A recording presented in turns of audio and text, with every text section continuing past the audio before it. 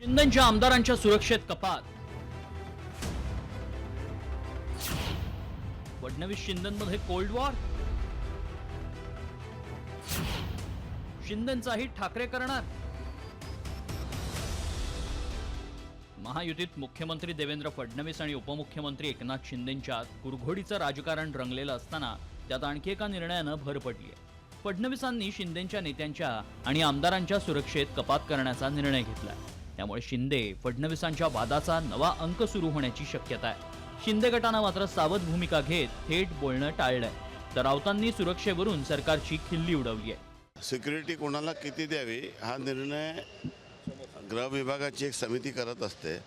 या संदर्भामध्ये गृह विभागाची समिती निर्णय करत असते.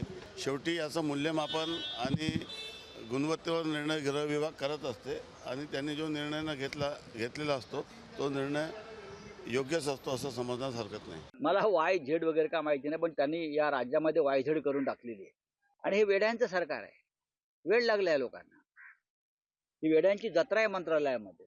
रोकडे पैसे मोजून त्या निवडणुका केल्यामुळे हे अधिकारी सुद्धा लहान लहान कामामध्ये रोज कोट्यवधी रुपयाचा गल्ला जमा करतात. मी लवकरच त्या संदर्भात कोणत्या प्रकल्पामधून किती पैसे घेतले गेले आणि कुठे दिले ही माहिती जाहीर करणार. एवढंच नाही तर व्हॅलेंटाईन वीक पूर्वीच महायुतीत कुरघोडीचं राजकारण रंगल्याचं म्हटलं जात आहे. हा कुरघोडीचा सिलसिला कसा सुरू आहे पाहूया. 6 फेब्रुवारी सरनाईकांना डावलून एसटी महामंडळाच्या अध्यक्षपदी प्रशासकीय नियुक्ती. 7 फेब्रुवारी ठाण्यात जनता दरबार घेण्याची गणेश नाईकांची घोषणा.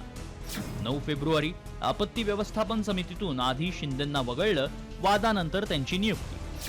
10 फेब्रुवारी उद्योग खात्याचे अधिकारी परस्पर निर्णय घेत असल्याबद्दल सामंतांची नाराजी. 16 फेब्रुवारी मुख्यमंत्री वैद्यकीय मदत कक्ष असताना शिंदेंकडून स्वतंत्र कक्षाची स्थापना.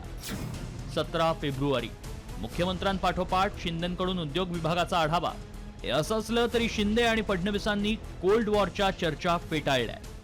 शिवसेनेचे जे मंत्री आहेत, शिवसेनेच्या मंत्र्यांकडे जी खाती आहेत त्या खात्याचा आढावा त्या समन्वय कक्षातून घेतला जाईल. जो समन्वय कक्ष आहे त्याच्यामध्ये मुख्यमंत्री देवेंद्रजी येऊन आढावा घेऊ शकतात, अजितदादाही आढावा घेऊ शकतात. आम्ही टीम म्हणून काम करतोय. कोल्ड वॉर वगैरे तर कुठलंही नाही.